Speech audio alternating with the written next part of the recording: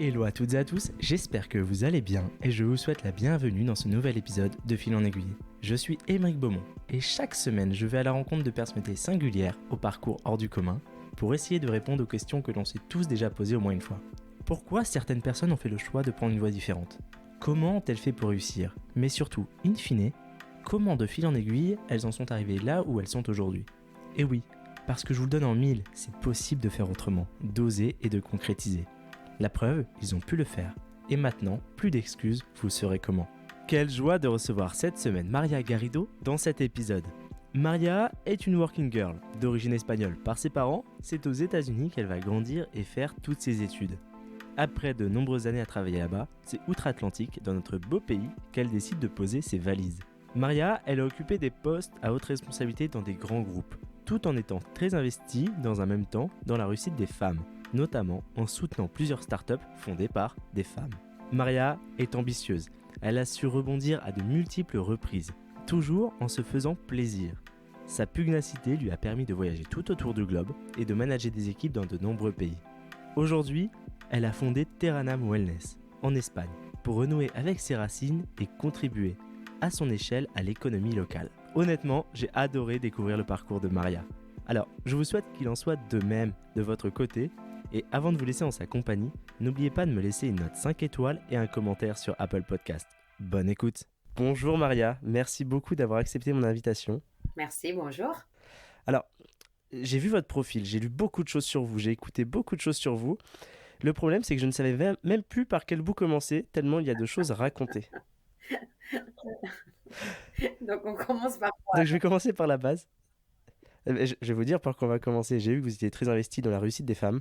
Vous avez soutenu plusieurs startups avec des femmes. Vous êtes membre de International Women Forum et administratif de Women for Women, une ONG qui soutient les femmes immigrées victimes de violences conjugales afin de leur permettre de faire valoir leurs droits et de s'épanouir. D'où ma question. Est-ce que vous, en tant que femme qui a réussi, vous considérez que vous avez une mission de soutenir d'autres femmes dans leur parcours et de faire ce passage de relais ? Oui, alors j'ai quitté le conseil de Women for Women pour question de manque de temps, mais je suis toujours très investie sur le sujet. Je ne sais pas si vous voyez derrière moi, j'ai une affiche dans mon bureau d'une très grande femme politique qui s'appelait Madeleine Albright, qui est malheureusement décédée il y a quelques semaines. Et elle disait qu'il y a un endroit spécial dans l'enfer pour les femmes qui ne soutiennent pas les femmes. Et j'aime beaucoup cette citation. J'y crois vraiment à fond, presque une religion pour moi, parce qu'on est tellement peu de femmes dans les conseils d'administration, dans les directoires des entreprises, dans les comités exécutifs, que au lieu de se voir comme la compétition, on devrait en fait être en train de se soutenir. Et dans tous les sens, pas juste au niveau business et dans le secteur industriel, mais je pense que c'est important d'aider les femmes, que ce soit dans leur carrière et dans leur vie personnelle, pour essayer à trouver la réussite définie à leur façon. Hyper clair. Alors justement, j'aimerais commencer par la base, chez vous, votre enfance. Où est-ce que vous avez grandi ? Quelle enfance vous avez eue ? Quel genre d'élève vous étiez à l'école ? Alors, j'ai eu une enfance biculturelle. Mes parents sont espagnols, mais je suis née à Chicago et on venait en Europe tous les étés pour passer les vacances avec la famille en Espagne. Donc, au début, quand on est jeune et on a plusieurs cultures, je pense que ça cause une espèce de petite crise d'identité parce qu'on n'est pas sûr si on appartient à une culture ou à l'autre. Et donc, à peu près à l'âge de l'adolescence, il faut vraiment commencer à créer son identité. Et au lieu de voir ça comme une faiblesse, j'ai commencé à voir ça comme une richesse.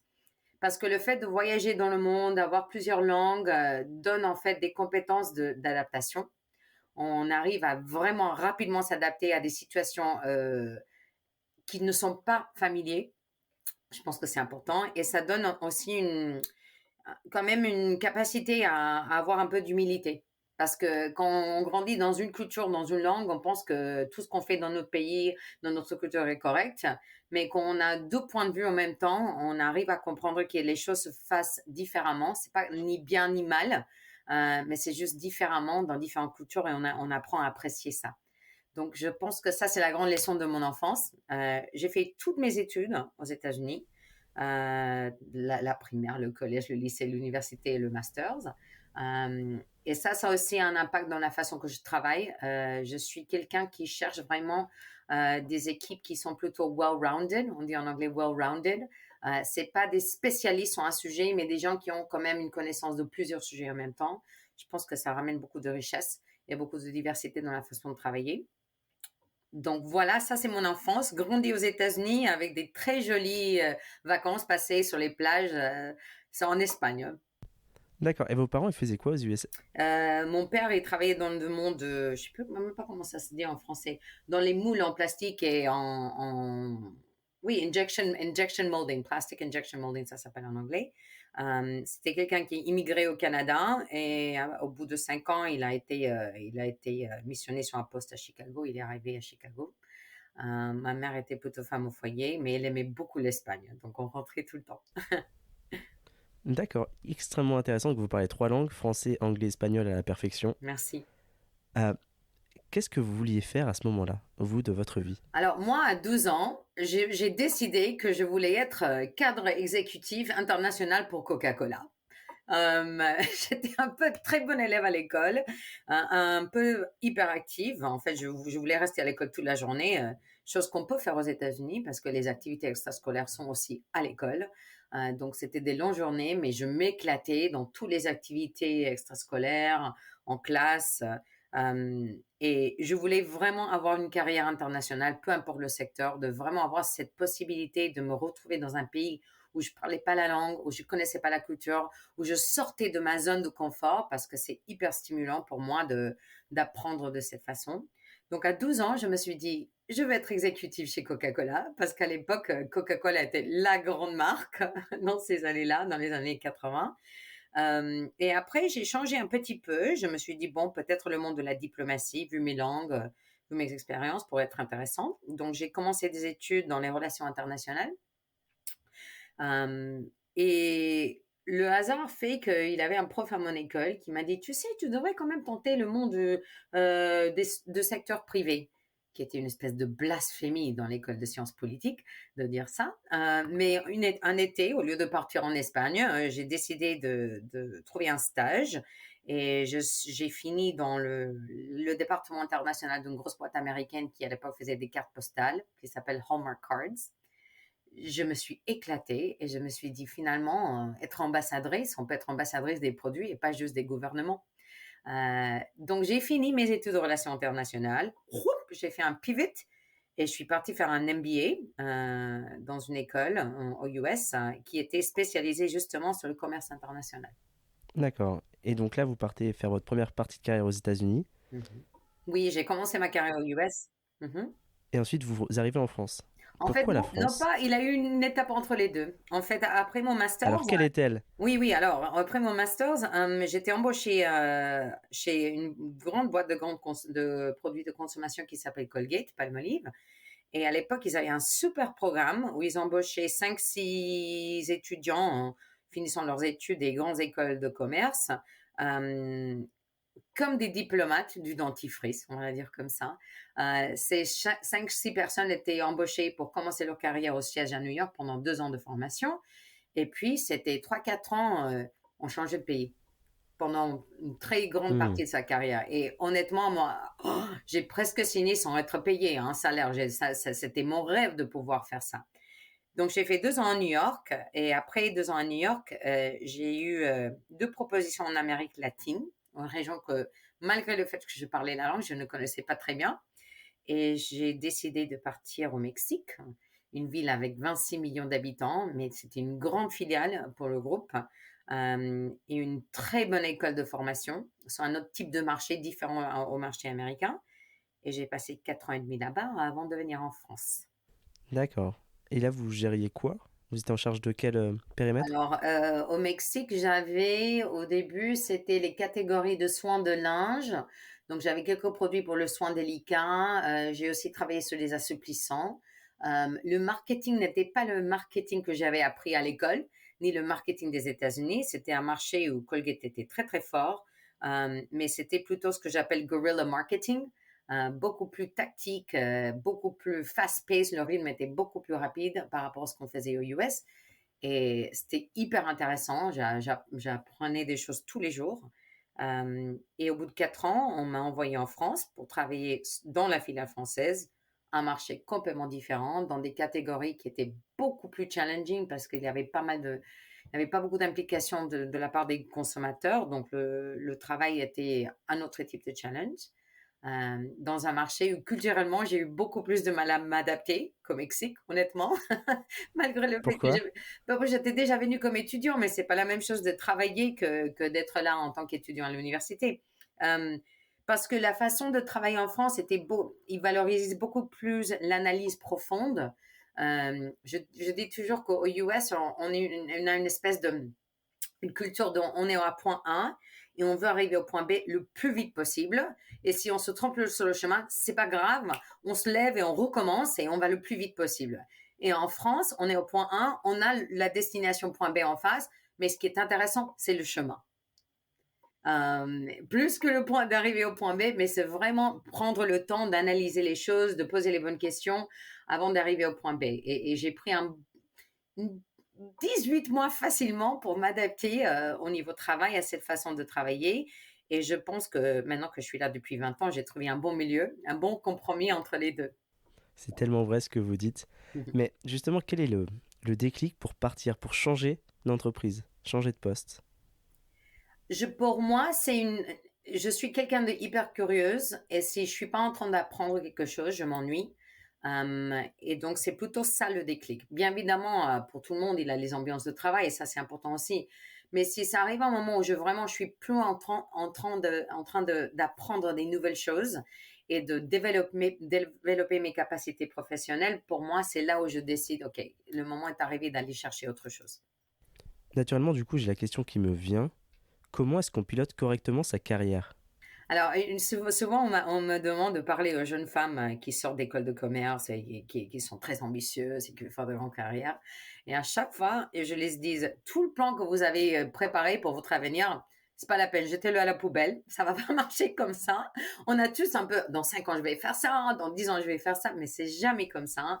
Je pense que l'important, c'est de garder en fait ses valeurs, d'être fidèle à soi-même et d'aller chercher des opportunités qui vous permettent de développer, de croître en tant qu'être humain et pas juste en tant que professionnel. Et de souvent dire oui à des opportunités, même quand on ne voit pas le lien direct avec ce qu'on est en train de faire en ce moment. Et c'est ce que vous avez fait? Oui, c'est ce que j'ai fait. Je pense que c'est ce que j'ai fait. Au début, j'étais très bon petit soldat. Je suis restée 13 ans dans la même boîte. On commence à avoir une famille, des enfants, on a peur de partir. Mais cette école que j'ai eue de 13 ans dans cette boîte était une très bonne école de formation qui m'a bien préparée pour la suite. Mais je suis contente que je suis partie quand je suis partie parce que je commençais à voir des choses qui me manquaient et des capacités que je voulais développer et que j'allais pas faire où j'étais. Justement, on vous avait parlé rapidement de la famille. Comment est-ce que vous arrivez à concilier votre vie de famille et une carrière bien remplie? Parce qu'on peut aussi parler de ce que vous avez fait depuis 20 ans en France. Où est-ce que vous en êtes arrivé aujourd'hui? Mhm. Alors, on peut pas conseiller facilement tout ça. J'en ai marre de gens qui disent que la femme peut faire absolument tout à 150%. C'est juste pas vrai. Si on n'a pas de l'aide, c'est juste pas possible. Je pense que en tant que femme, on nous a toujours dit qu'il fallait aimer son conjoint, ses enfants, sa famille, sa communauté. Et ce qui se passe, c'est qu'on finit par nous abandonner nous-mêmes. Donc, depuis 15 ans, je suis sur une espèce de voyage vers la connaissance de moi-même, vers le soin de moi-même. Donc, je pense concilier, c'est toujours un arbitrage. Hein, il y a des jours où les enfants vont être la priorité, la famille, le couple va être la priorité, mais il faut jamais oublier qu'on a le droit, nous aussi, d'être la priorité en tant que femme. Donc, depuis 20 ans en France, je pense que j'ai bien fait ce chemin. C'est tous les jours une décision consciente, euh, une prise de conscience de ces défis, de devoir choisir entre sa carrière, des réunions de travail, des activités avec la famille.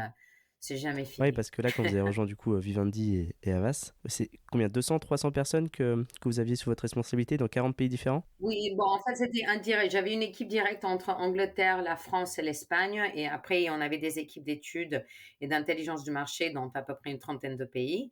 Il y avait beaucoup de voyages.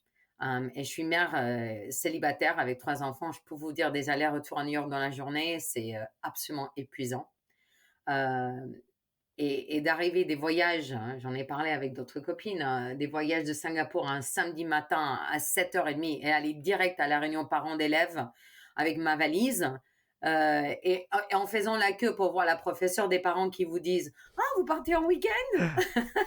Parce que vous avez votre valise et vous pensez «Oh là là, si vous saviez d'où je viens pour arriver à cette petite réunion.»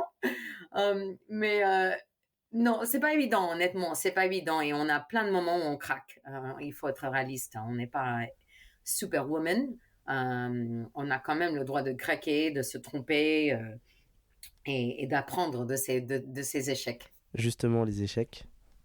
Quels ont été vos plus gros échecs à vous? Vos plus grandes difficultés, vos frustrations durant votre carrière? Oh là là, il y en a tellement, il y en a tellement, il y en a tellement. Mais moi, honnêtement, je les vois pas. Avec mon équipe, je disais ça tout le temps. Il faut pas les voir comme des échecs.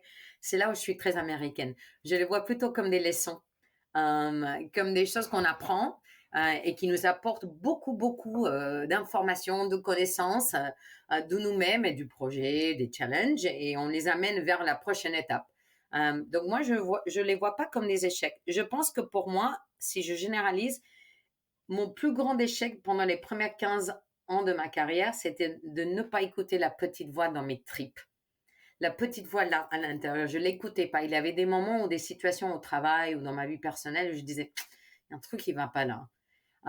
Et au lieu d'écouter cette petite voix, j'ignorais, je me mettais en autopilote et vroom, j'avançais. Et aujourd'hui, je suis beaucoup plus consciente de ces échecs, on va dire comme ça, ou de ces erreurs. Et j'essaie de prendre plus conscience des situations et d'écouter la façon intuitive de voir les choses. Hmm, très très clair. Vous parlez de l'intuition, ça me fait faire la bascule avec Mhm. une notion, c'est vrai qu'on a rapidement échangé l'autre fois au téléphone, c'était le fait d'oser. Comment est-ce qu'on ose? Mhm. Et qu'est-ce Ouais. qu'oser pour vous? Et est-ce que c'est un peu la recette pour vivre tout simplement? Oser.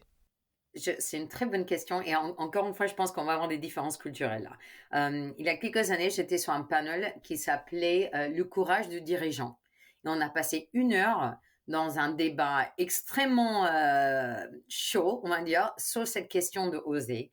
Parce que pour moi, avoir le courage d'oser, le courage vient par le fait d'oser, pas par le fait que vous avez réussi après avoir pris le risque ou parce qu'il a eu un échec. Parce qu'il y avait plein de gens dans ce panel qui disaient, bon, si le truc a échoué, vous n'étiez pas courageux. Et c'est pas, pour moi, c'est pas ça. Le point d'origine, c'est que vous avez osé en étant bien conscient des risques, entre guillemets, ou des conséquences potentielles, que ce soit une réussite, soit un projet, soit un plan de carrière, soit une décision professionnelle ou personnelle. Euh, je pense qu'il faut oser tout le temps, mais il a des grands, grands projets où vous osez vraiment fort. Et ça, il faut planifier un petit peu pour assurer votre avenir, votre situation financière, votre vie personnelle, etc. Il y en a d'autres où on peut commencer par des petits tous les jours qui peuvent quand même essayer, qui peuvent aider à développer plus de courage pour des grands projets après. Et d'écouter, comme on dit, cette voix, non? Parce que c'est aussi oser et avoir le courage d'écouter cette petite voix qu'on a en soi. Et qu'est-ce qu'elle disait votre petite voix en vous? Oh là, ma petite voix m'a dit pendant des années, arrête d'être un bon petit soldat. Et j'écoutais pas. Et j'écoutais pas. Comme j'étais une bonne élève à la maison, j'étais une bonne fille quand j'étais jeune, c'est une espèce de dynamique qui s'installe profondément en soi et on a beaucoup de mal à laisser, à abandonner cette façon d'être. Euh, et pendant beaucoup d'années, j'ai pas écouté. J'étais toujours le bon petit soldat. Je posais pas des questions quand je savais qu'il y a un truc qui n'allait pas. J'ai eu un chef quand je suis partie, juste avant de partir au Mexique. J'ai eu le pire conseil que j'ai jamais eu de ma vie. J'étais à une semaine de partir et le big boss m'a appelé dans son bureau pour me donner des conseils sur les prochaines étapes de ma carrière en tant qu'expatrié. Et il m'a dit en anglais, Whatever you do, don't be a squeaky wheel. Et cette expression, je ne sais pas si tu la connais, Marie.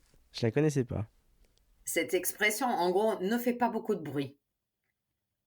Et je pense que pour une jeune femme qui a été toujours jusqu'à là un très bon petit soldat, c'était le pire conseil qu'on aurait jamais pu lui donner. Parce que quand les choses ne vont pas correctement dans un travail ou dans une dynamique avec un employé, je vous donne un très bon exemple. Quand je suis arrivée au Mexique, il y avait un monsieur dans mon équipe, on était collègues. Et 2 ans plus tard, j'étais sa boss. Et je pense que j'étais trop patiente pendant trop longtemps. Il n'était pas du tout à l'aise que j'étais sa boss. C'était une situation quand même inconfortable pour nous deux. Au début, il arrivait à 11 heures du matin au bureau. Il partait à 15 heures pour tester en fait mon leadership. Et au début, j'ai essayé vraiment d'être collaborative, de m'asseoir avec lui, d'essayer de lui expliquer quand même que lui, il a amené une autre valeur à l'équipe que moi, je ne pouvais pas donner et que ses contributions étaient importantes. Et j'étais une très bonne fille dans l'approche. Mais cette personne a continué à profiter de ma générosité pendant trop longtemps. Et j'ai eu une très bonne leçon dans cette situation-là et je savais que c'était mal, mais j'arrivais pas vraiment à aborder le conflit face à face de façon brutale parce que je voulais faire les choses correctement. Donc ça c'est un bon exemple. Il a déjà maintenant 25 ans. D'une leçon que j'ai eue sur le fait d'écouter cette petite voix. Et des fois, les choses vont être inconfortables, mais c'est important d'être honnête. Dans le respect, mais avec une transparence quand même. Tout à l'heure, vous avez dit que vous aviez 3 enfants. Ils ont quel âge aujourd'hui? J'ai 3 garçons qui ont 14, 17 et 20 ans. D'accord. Est-ce que c'est eux votre leitmotiv dans votre vie ou est-ce que c'est autre chose? Moi, je dis toujours qu'en tant que mère célibataire, moi, je pense que j'ai une responsabilité assez forte de donner un bon exemple de ce que c'est une femme d'aujourd'hui pour eux. Et que je ne suis pas juste une mère, ni une maman qui s'occupe de la maison et qui paye et qui vous amène chez le médecin ou qui a une carrière, mais que je suis aussi une personne complète. Et j'aimerais bien savoir dans quelques années qu'ils ont eu un bon exemple avec moi sur ce sujet. Mon fils aîné, il est très impliqué dans tous les sujets de droits de femmes, donc je suis très fière de ça. Je ne sais pas si c'est grâce à la façon dans laquelle je l'ai élevé, mais j'aimerais bien prendre un petit crédit quand même sur ce sujet. Ils ont tous les trois beaucoup de amis qui sont filles à leur âge, beaucoup plus que moi j'avais garçons à leur âge. Donc, j'ai hâte de voir ce que cette génération, pas juste avec mes enfants, mais toute la génération Z va donner parce que je trouve qu'ils sont une génération beaucoup plus consciente de la valeur de la communauté. C'est justement l'une de mes questions que je voulais vous poser. Quand vous voyez l'évolution de la société, vous l'avez vu avec la différence entre les générations, qu'est-ce que vous dites à vos enfants? Vous qui la vivez au quotidien. Oui, honnêtement, je suis dans l'admiration de leur génération par rapport à la mienne. Dans ma génération, si je split entre les femmes et les hommes, ce que je dis tout à l'heure, les femmes, on nous a envoyé on nous a vendu une espèce d'arnaque. On nous a dit qu'on allait tout faire, avoir une carrière, avoir une famille et tout parfaitement. Et on a fini par s'abandonner nous-mêmes. Je pense que leur génération est beaucoup plus réaliste. Ils cherchent beaucoup plus à apporter du sens, pas juste dans leur vie personnelle, mais aussi au niveau professionnel.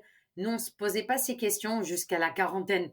On a pris beaucoup plus de temps à mûrir sur ces types de sujets. Donc, ce que je viens, il y a 1 heure, j'ai eu une conférence sur la Gen Z justement, et il parlait de fait qu'ils cherchent des boulots qui ont du sens, des entreprises qui contribuent à la communauté, ils veulent de la transparence, ils veulent des choses que ma génération n'a pas eu la maturité d'avoir à leur âge.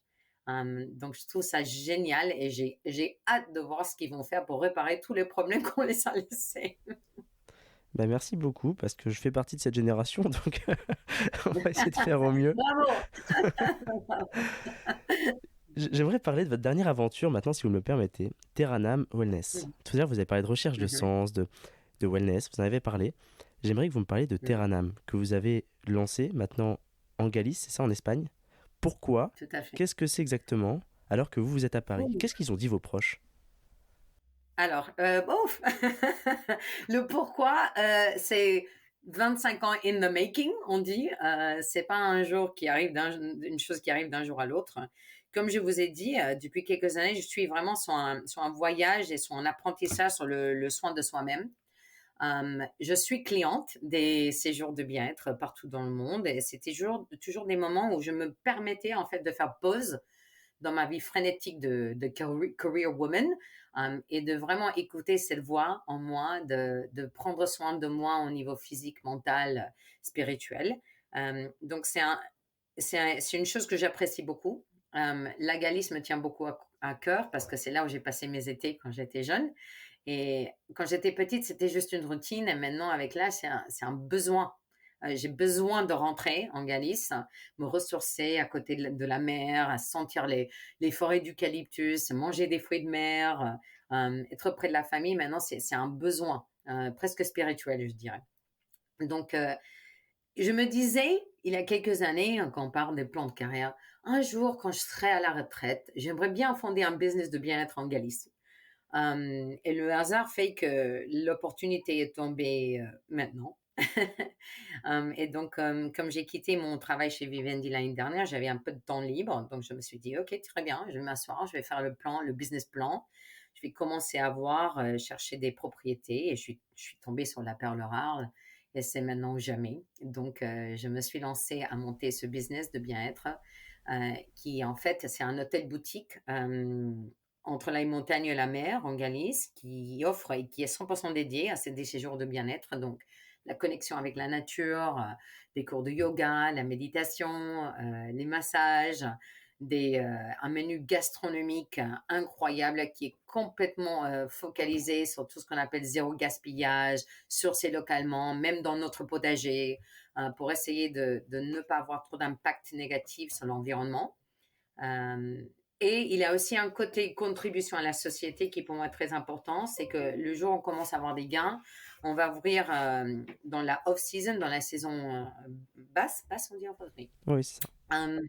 Pour les femmes survivantes de violences conjugales, pour les offrir gratuitement à elles des séjours de bien-être, parce que tout le monde a le droit, en fait, d'avoir des pratiques de soins de soi-même. C'est un projet magnifique. Dans tous les cas, je mettrai le Merci. lien en description de l'épisode parce que rien que le bâtiment est magnifique. Cette demeure du XVIIIe Merci siècle beaucoup. Oui. est très très belle. Oui. Donc je partagerai toutes les informations en descriptif. Mais vous qui êtes une Non, n'hésitez pas spécialiste, à venir, Émeric. On a beaucoup de femmes, mais pas assez d'hommes qui viennent prendre soin d'eux-mêmes, hein. Donc, n'hésitez pas à venir. avec plaisir, je vais vous rendre visite. Ah, super. Vous qui êtes une spécialiste du marketing, des marques, du branding, quelle est pour vous la recette pour justement faire décoller une marque? Si demain vous voulez faire décoller Terranam, qu'est-ce que vous allez faire? Alors, c'est une bonne question parce que maintenant que je suis en train de créer une marque de zéro, je reviens un peu à mes formations d'il y a 30 ans, non, à l'université. Bon, je pense qu'il n'a pas de recette magique, hein, mais je pense que la première chose qui est importante, je pense, c'est de bien connaître son public et les besoins de public. Si vous allez créer une marque, il faut identifier bien un besoin de le marché qui aujourd'hui n'est pas rempli par un autre produit ou par le secteur qui vous intéresse. Donc ça, c'est le premier point. L'histoire est très importante aujourd'hui aussi. Bon, ça a toujours été le cas, mais de plus en plus aujourd'hui parce que, comme on a vu, la jeune génération qui vient avec vous et avec mes enfants est très intéressée, pas juste par les bénéfices fonctionnels ou personnels qu'un produit en un service peut donner ou peut apporter, mais aussi par la partie, quelle est la contribution à la société. Donc, je pense que bien structurer cette histoire et la communiquer de façon effective est très important dans la création d'une marque. Très très clair. Quelle est votre ambition maintenant? De continuer à apprendre, hein. Moi, je suis trop hyper active pour rester assise à faire la même chose de façon répétitive toute ma vie. Et juste de continuer à apprendre. J'aimerais bien que Terranam Wellness décolle, ça serait super. J'aimerais bien quand même retourner au monde corporate, ça me manque un peu, les voyages, travailler avec des équipes, collaborer avec les autres fonctions. C'est vrai que le monde d'être un entrepreneur est un monde très solitaire, notamment au début. On est tous seuls avec sa vision et sa mission. Donc, j'aimerais bien faire décoller ce projet. Je travaille dans quelques conseils d'administration et ça, c'est super, dans des secteurs qui sont différents à mes secteurs de compétences. Donc, ça, c'est toujours un monde d'apprentissage. Mais aujourd'hui, j'ai pas vraiment, le plan de carrière, c'est fini. J'avais ça quand j'avais 25 ans, ça n'a pas vraiment marché tel comme je l'avais prévu. Donc, c'est plutôt de juste de continuer à apprendre, de, de saisir les opportunités, de me développer, de croître en tant que personne et professionnelle quand elles sont devant moi et de savoir les identifier. Excellent. J'ai toujours quelques questions plus personnelles à la fin de mes discussions, dont la première, vous Maria, qu'est-ce que vous faites de votre temps libre? Est-ce que vous avez des passions à côté de votre vie? Oui, je fais du théâtre. C'est vrai? Oui, je suis dans une troupe de théâtre anglo-saxonne en banlieue ouest de Paris depuis 10 ans. C'est un truc que je faisais quand j'étais toute petite aussi. J'ai toujours aimé. Euh, c'est bien parce que c'est que des amateurs, donc les répètes sont le soir, après le travail, après le dîner en famille. C'est un travail que j'aime beaucoup parce que les gens se rendent pas compte, le travail au théâtre, c'est un travail d'équipe et de collaboration et de valorisation de la contribution que chaque personne, pas juste les comédiens, mais tous les gens qui travaillent sur l'ensemble des productions, apportent pour que ça fonctionne et pour que ça plaise à un public. Donc, j'aime beaucoup depuis toujours. C'est un truc qui me fait briller, qui me fait chanter le cœur, on dit en anglais, it makes my heart sing. Donc, je fais du théâtre quand je peux. J'ai fait une pièce l'année dernière. Euh, et bon, les voyages avec mes enfants, c'est toujours un truc d'exceptionnel. Et la cuisine, j'adore. Je trouve que c'est thérapeutique. C'est des moments vraiment de mindfulness, de vraiment prise de conscience. Et le côté créatif, j'aime beaucoup aussi. Alors qu'est-ce que vous faites comme plat, votre spécialité culinaire? Ouais, moi, j'aime faire plein de choses. J'ai quelques enfants végétariens, donc je suis venue vraiment une experte de la cuisine végétarienne. Il faut qu'on casse ce mythe en France, hein, Amérique, qu'on mange que des feuilles de laitue et des pâtes, hein. En France, il faut vraiment qu'on pousse ce mouvement vers les produits et les légumes parce qu'on a des choses magnifiques. J'ai un plat avec des lentilles et des navets grillés au barbecue avec du cardamome, du curcuma, des choses comme ça. Je fais un truc qui s'appelle un nut roast, qui est un espèce de rôti Wellington végétarien avec des châtaignes, des cranberries, des noix, du quinoa. J'aime beaucoup le poisson et les fruits de mer, mais ça c'est mon côté espagnol. C'est pas si facile. Je pense que c'est plus facile de faire la cuisine végétarienne que la cuisine fruits de mer et poissons. Ouais, Mais ça je suis d'accord. c'est plus délicat et j'ai pas la formation, on va dire, professionnelle pour travailler sur ça. Mais je me suis éclatée à faire le menu de Terranam, hein. Vraiment, on travaille actuellement avec une chef consultant qui a travaillé que dans des étoiles Michelin, qui a fait la grande école en France à Bocuse. Donc, le menu la partie végétarien, on a des choses, mais de l'aubergine farcie, des soupes aux asperges blanches, des poivrons rouges. Moi, les légumes grillés, je suis à fond, à fond. Ça donne envie. Oui, Quelle est une c'est semaine presque l'heure du dîner, non? bientôt, bah c'est vrai que là c'est bientôt l'heure, donc je vais y penser. Quelle est une semaine type pour vous, ou une journée type? Alors, je pense que même quand on n'est pas dans un travail à temps plein, il faut maintenir une routine. Je me lève quand même si j'ai pas un bureau où je dois être en ce moment, je me lève quand même à 7 heures du matin. Je fais un petit cours de yoga de 20 minutes, 25 minutes le matin. Quand j'ai le temps, je promène le chien. Ce matin, je suis partie 1 heure dans le soleil, promener le chien dans la forêt. Des fois, j'écoute des podcasts quand je me balade. C'est bien de déconnecter un petit peu avant de commencer la journée. Et après, je commence à travailler. C'est pas trop compliqué pour moi d'être automotivée et de me passer des heures à travailler sur un sujet. Si ça m'intéresse, je suis à fond et je vois les heures passer. C'est difficile de travailler à la maison parce que la cuisine n'est pas loin. Donc, il faut éviter de grignoter toute la journée. Euh, des fois, j'ai des rendez-vous, des déjeuners du business et c'est pas forcément lié avec ce que je suis en train de faire, mais tu vois, des connexions de réseau qui peuvent être liées à d'autres projets. Euh, Après, bon, maintenant mes enfants sont ados, hein, donc il y en a un à l'université qui n'est pas à la maison tout le temps, les deux autres qui ont pas mal d'activités, donc on se retrouve au dîner et on fait un tour de table et tout le monde raconte un peu les highlights de la journée, les bonnes choses qui sont arrivées dans la journée, pour qu'on soit tous au courant de la vie des autres. Vous parlez en français à table ou en anglais? Nope. Non, on parle un Non? mélange de espagnol, anglais et français. On a eu des jeunes filles au pair pendant pas mal d'années et à chaque fois, elles me disaient que les premières semaines, elles avaient mal à la tête chez moi parce que les trois langues tournaient en rond. Excellent. Tout à l'heure, on a parlé de vos leçons, de vos échecs. Maintenant, j'ai envie de vous poser naturellement la question, quelle est votre plus grande réussite? Euh, Quelle bonne question. Je ne sais pas, c'est difficile de dissocier cette question de ma vie professionnelle. On a tellement l'habitude de s'identifier par rapport à ses échecs et ses réussites professionnelles que j'ai du mal à dissocier. Ma plus grande réussite, je pense que dans les derniers 10 ans, c'est ça, de commencer à écouter la voix, mon intuition, et de la suivre sans me poser trop de questions. Je pense que je suis dans un moment de bonheur dans ma vie parce que je m'écoute et j'ai confiance en moi beaucoup plus que quand j'avais 25 ans. Donc, Hmm. j'adore avoir presque 50 ans. Honnêtement, je sais pas pourquoi les gens pensent que c'est mieux d'être jeune. Je suis pas d'accord. J'ai une confiance en moi, en ma prise de décision aujourd'hui que j'avais pas quand j'étais plus jeune et je suis plus à l'aise, plus à l'aise dans ma peau qu'avant. Donc, je pense que ma grande réussite, c'est d'arriver à presque 50 ans et me sentir dans une vie équilibrée et épanouie, tant dans ma vie professionnelle que personnelle. Très bien. Et vous avez voyagé dans plus de 50 pays, si je ne m'abuse. Oui. Lequel est votre préféré? Ah, Vous a j'en plus ai pas. marqué? Non, j'en ai pas vraiment. J'ai des souvenirs dans, et souvent, c'est des souvenirs toute seule. Des exemples. J'étais à des réunions en Californie, j'avais du décalage horaire, je me suis réveillée à 5 heures du matin. J'avais pas de réunion de 10 heures et je me suis dit, bon, ok, le soleil commence à se montrer. Je suis à côté de la plage, je vais aller me balader pendant 2 heures sur la côte, sur les plages de Santa Monica et Venice Beach en Californie. Et j'étais toute seule.